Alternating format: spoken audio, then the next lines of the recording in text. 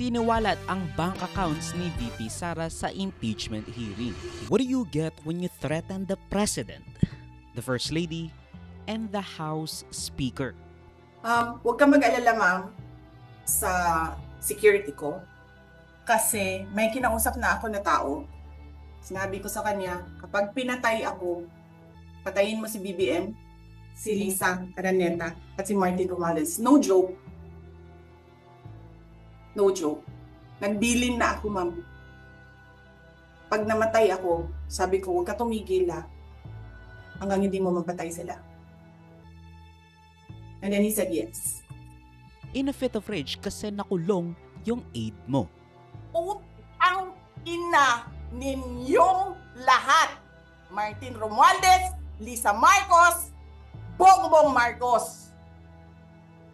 The chair declares the sufficiency in substance of Zabala et al. Impeachment complaint.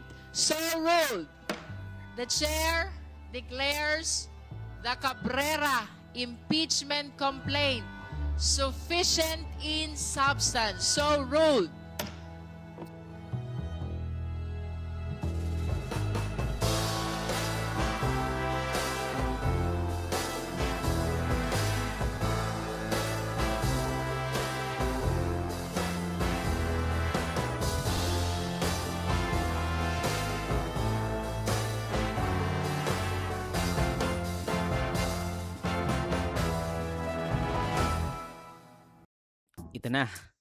Ito na ang pinakahihintay ng lahat. Ang pagharap ni dating Senador Antonio Sonny Trillanes IV sa Committee on Justice hearing bilang resource person sa impeachment complaints ni Vice President Sara Duterte. Salamat po. Ako po si Antonio Sonny Fuentes Trillanes IV, Pilipino, may sapat na gulang at naninirahan sa 42 Ninang Virginia Street, BF Homes, Barangay 169, Caloocan City, Philippines. Matapos makapanumpa ng naayon sa batas ay buong layang nagsasalaysay na dati po akong naglingkod sa bayan bilang Senador ng Republika.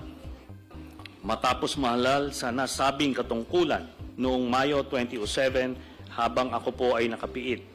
At muling nahalal para sa ikalawang termino noong 2013.